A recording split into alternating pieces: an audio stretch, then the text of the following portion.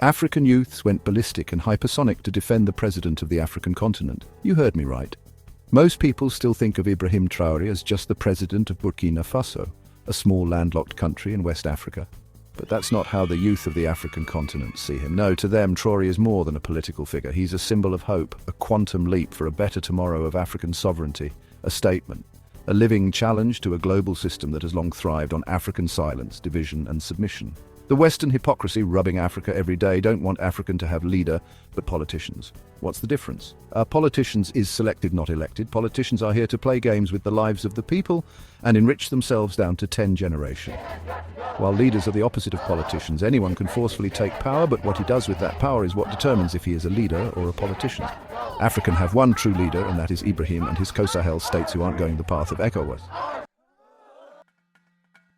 And this time, the silence has been shattered. Across the continent, from Lagos to Nairobi, from Bamako to Kinshasa, young Africans have gone ballistic, hypersonic, online and offline, loud and unified, because for the first time in a generation, they see someone who speaks not just for a country, but for a continent, and they are ready to defend him by any means necessary. Of all the resources Burkina Faso have, they've not been able to build even more than 5,000 kilometers of road. Today, as we are speaking, when our politicians go around building first coach, second coach roads, he is building asphalted overland roads.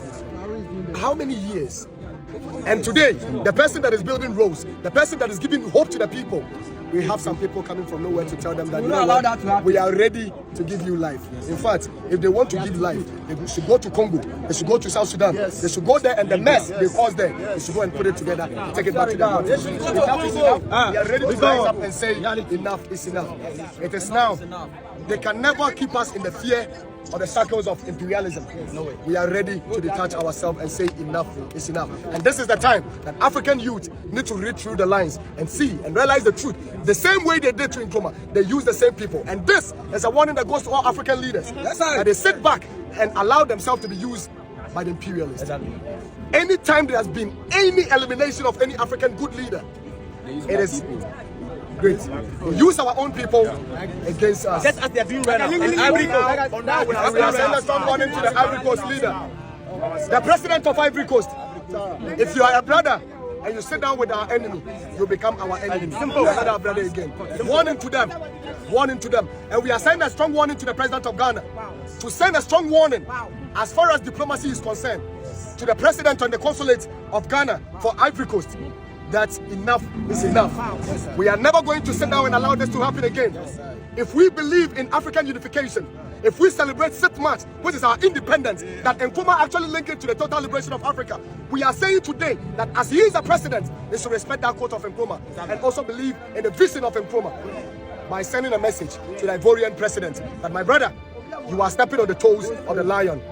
Don't do this as a brother, because if you do, we are never going to sit back and watch you. If we can't get hold of you, you have your families. We'll start coming after them. Tell them we are coming. If we sell a brother, the buyer will never also, they said they were going to save Libya. Today, let's go to Libya and compare Libya to that of when Omar Gaddafi was ruling Libya, and we'll find out the differences. Today, Libya is in tatters. Libya is going down.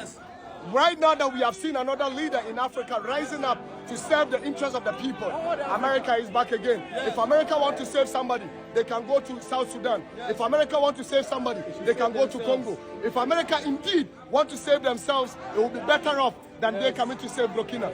No Burkina Bay is saying that they need their help and they should go out of Burkina. That's what we are saying. Yes. Thank you very much.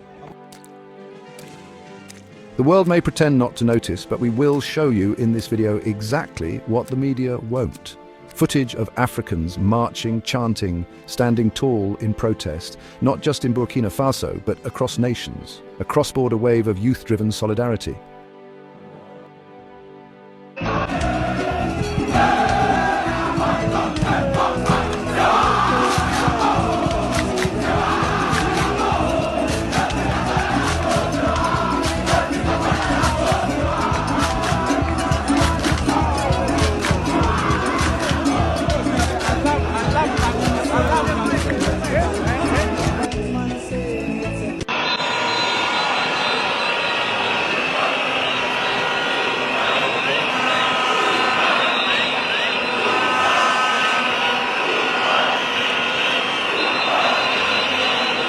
But why? Why now?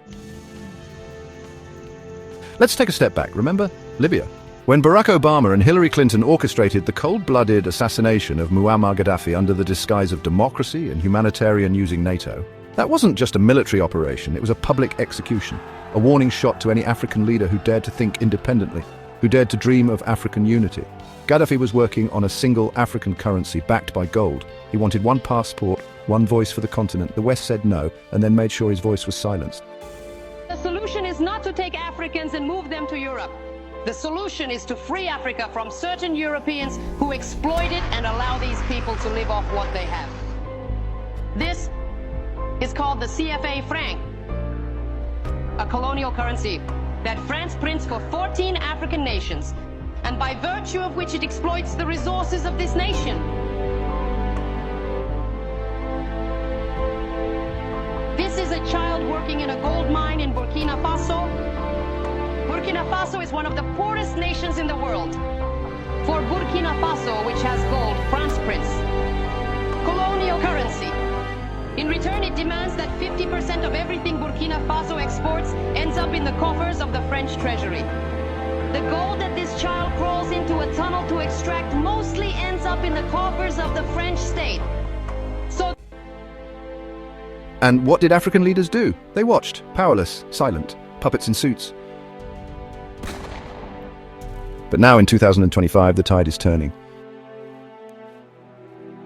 Whispers from deep channels have revealed something chilling, that black American Marine operatives have been covertly moving to pressure, blackmail and corner Ibrahim Traoré.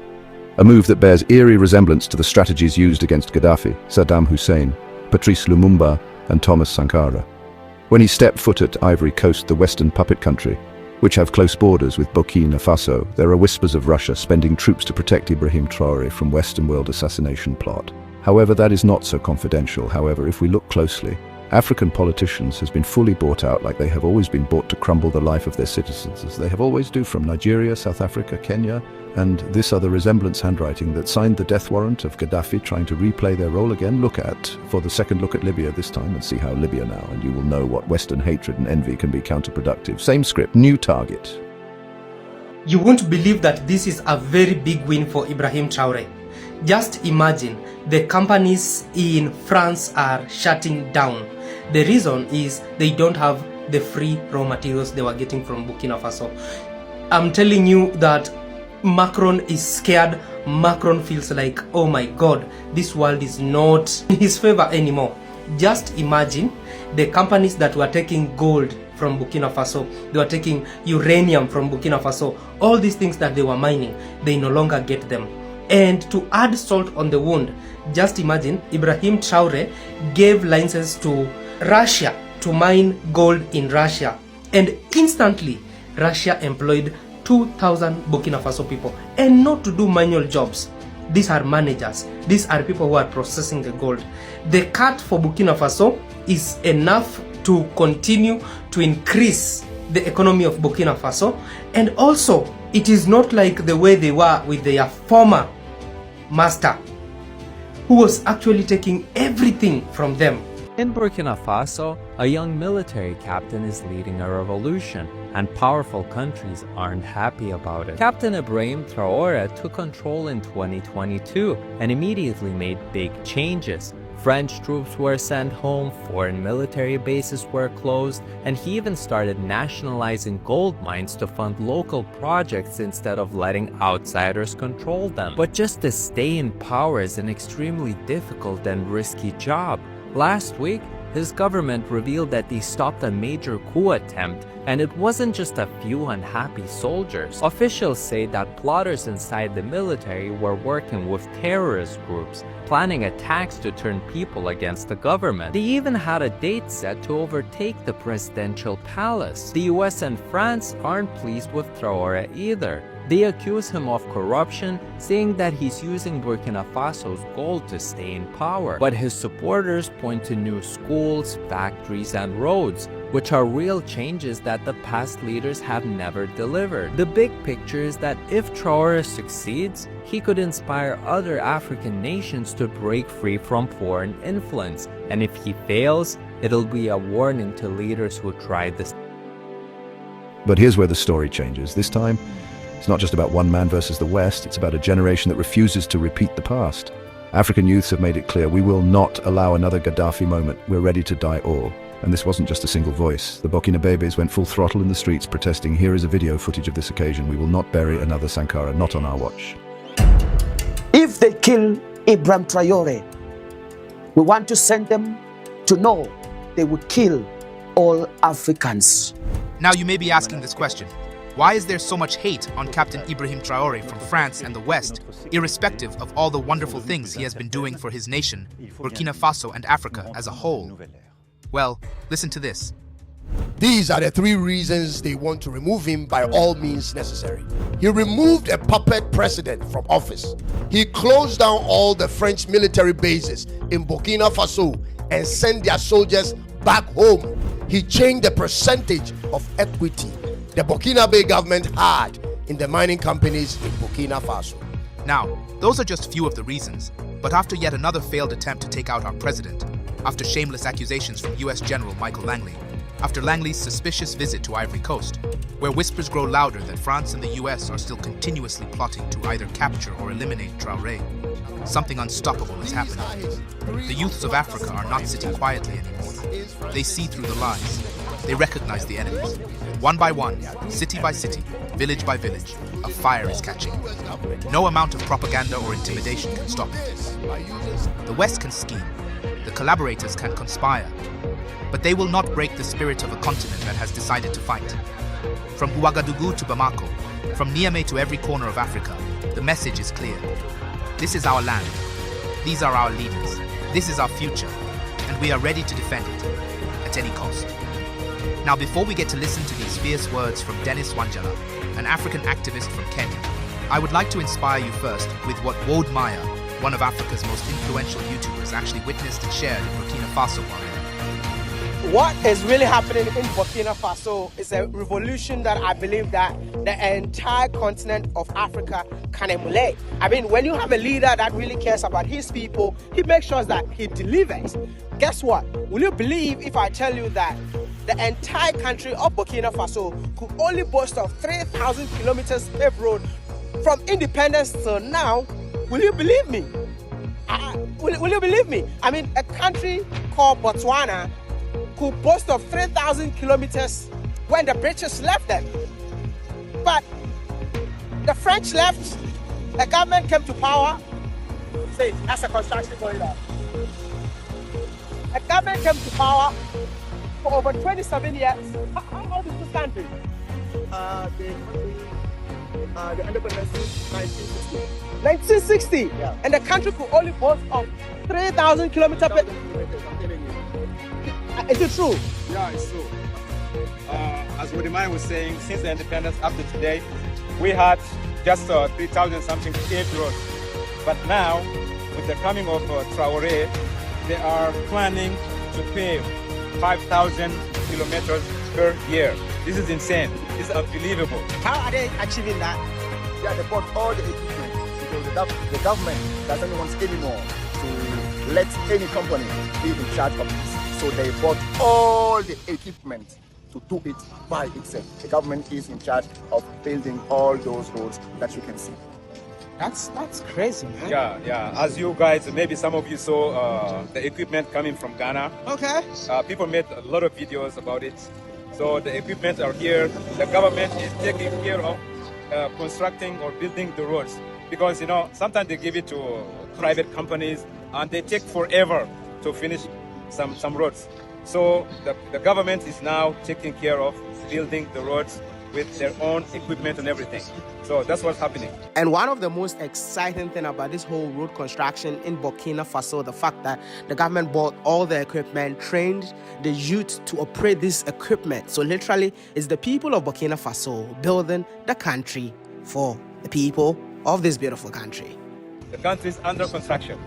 Burkina Faso indeed is under construction because I am here and I'm seeing roads being constructed. I am here and I'm seeing factories being built. I am here and I'm seeing entrepreneurs coming out saying that this is their first time, feeling so proud about their country, to do business in their country. This is a revolution and I believe that. Massive protests have erupted across Africa, even within Burkina Faso itself. Crowds are swelling, unlike in Libya, that the citizens went cold-feeted. A lot of them even supported the Obama administration bloody show, saying Gaddafi is a dictator. But no African knows from the exemplary of Xi Jinping, practical dictator, versus Indian democracy, 70 years.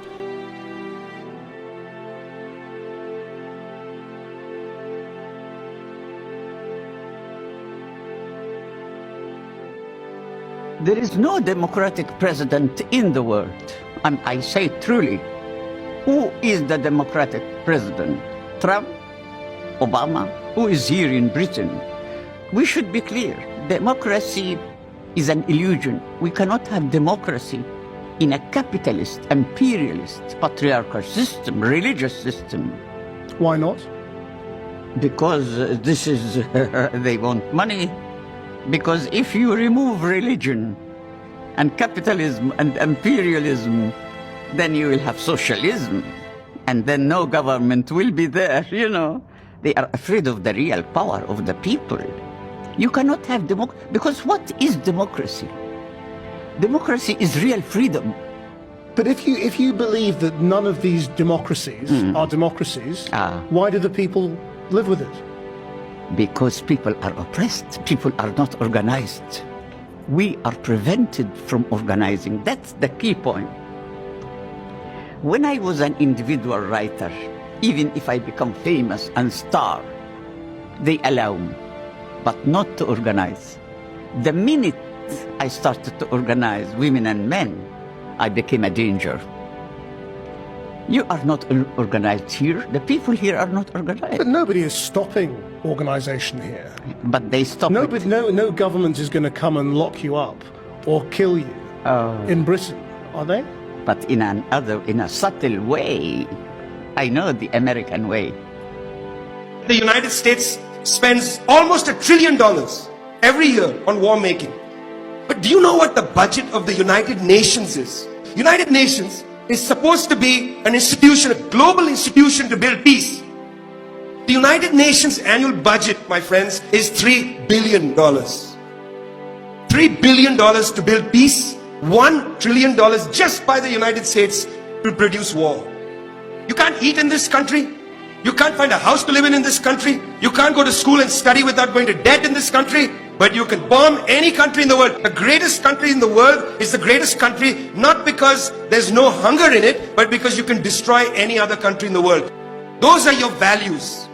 The values of a country are not to be measured by its constitution. The values of a country are to be measured by its budget. And the United States spends half its budget trying to destroy the world, and then wags the finger and talks about democracy. Do you see how strange this looks from outside the United States? People look at this and think, who's this guy Biden? This is crazy. He's mediocre. He's wagging his finger. He's telling us about democracy. And right outside my window is a warship that's ready to destroy my family. It's bizarre. You see, we don't want to deal with humanity as a security problem, as a problem that requires war, as a problem that requires policing. There are real dilemmas of humanity. Those dilemmas of humanity need to be transcended with a politics of love. These mediocre imperialists fear love. They promote hate. They promote hatred. They don't understand love. They don't understand compassion. They don't know what it means to stay awake every night trying to make sure everybody's got something to eat. They don't understand that. We go to the people and say, this is what we want to do. We want to build with love. That is a separate. That is a separate. You killed 1 million people in Iraq. It's incredible that you have the brass neck to be sitting here now, urging another Iraq war.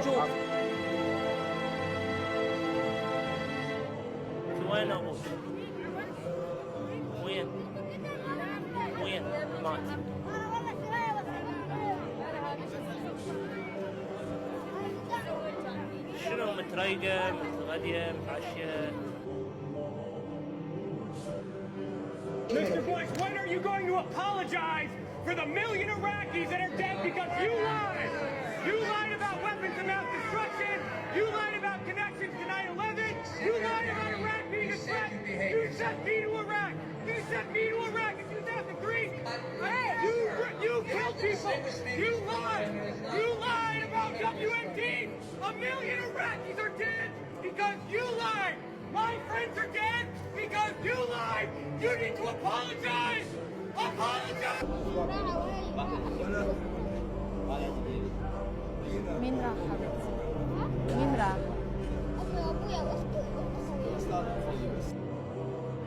They lied. They said there were weapons of mass destruction. There were none, and they knew there were none. The decision of one man to launch a wholly unjustified and brutal invasion of Iraq. I mean, of Ukraine. Iraq. Anyway. And you will see the reality of the beauty of dictatorship. Here is a clip to help you understand what the Western politicians don't want another China that lives in 2050. Afterwards, watch that clip now you can see for yourself.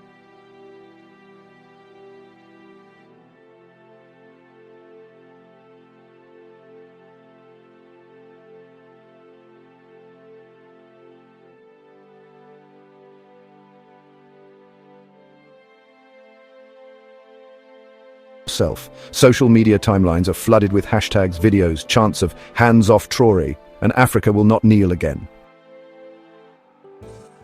This isn't just a protest, it's a warning. Because, unlike past decades, today's African youth are informed. They know the history, they've read the declassified files, they've seen the playbook of Western imperialism play out again and again, create false narratives, fund opposition groups, sponsor rebel movements, paint independent leaders as dictators, and step in with so-called peacekeeping forces that do anything but. And every time, it's the same countries pulling the strings, the same corporations, the same intelligence networks. But this time, Africa isn't playing along. In Burkina Faso, a young military captain is leading a revolution, and powerful countries aren't happy about it. Captain Ibrahim Traoré took control in 2022 and immediately made big changes. French troops were sent home, foreign military bases were closed, and he even started nationalizing gold mines to fund local projects instead of letting outsiders control them. But just to stay in power is an extremely difficult and risky job. Last week, his government revealed that they stopped a major coup attempt, and it wasn't just a few unhappy soldiers. Officials say that plotters inside the military were working with terrorist groups, planning attacks to turn people against the government. They even had a date set to overtake the presidential palace. The US and France aren't pleased with Traore either. They accuse him of corruption, saying that he's using Burkina Faso's gold to stay in power. But his supporters point to new schools, factories, and roads, which are real changes that the past leaders have never delivered. The big picture is that if Traore succeeds, he could inspire other African nations to break free from foreign influence. And if he fails, it'll be a warning to leaders who try this. What you'll see in the video ahead will shake you. Footage of students, market women, artists, tech entrepreneurs, even military officers standing up for one cause: to defend the dignity of the African continent. Not because Traore is perfect, but because what he stands for is bigger than politics. He represents defiance, and that defiance is dangerous to the Western world. Because the West knows something many Africans are just realizing, that unity is power. That a sovereign Africa, with its own currency, its own military alliances, its own technologies, and its own narratives, would be unstoppable. That's why they want Traore gone. Not because of his policies in Burkina Faso, but because of the dangerous idea he represents, that Africa can lead itself, that Africa can rise without begging, that Africa doesn't need puppets, donors, or handouts, but truth, unity, and bold leadership. And here's the most important part. Every time an African nation begins to rise, every time a leader tries to break the chains, what happens? The West funds carefully plotted rebel groups, they create crisis, they introduce economic sabotage, they arm the opposition, they spread propaganda, and finally they assassinate or imprison the leader, calling it democracy in action. They did it to Lumumba, they did it to Sankara, they did it to Gaddafi. And now they're trying it with Ibrahim Traoré. But something has changed. This generation won't sit back. They won't be lied to. They've watched history too closely, and well, they've studied the patterns too well. And now they are stepping into the arena with fire in their eyes. This isn't about Burkina Faso anymore. It's about Congo, Mali, Niger, Guinea, Chad, Ethiopia, Zimbabwe, Sudan. It's about every African nation whose future has been hijacked by foreign interests and fake democracy. This is about reclaiming the soul of a continent. So if you're watching this from the comfort of your home, know this: the battle lines are being drawn, the youth have risen, and they are not asking for permission, they are sending a message to the world. Africa is awake, and this time, we are not watching another hero fall, we are ready to fight back. Stay with us. The footage you're about to see exposes exactly why the West wants Traore silenced and why they will fail.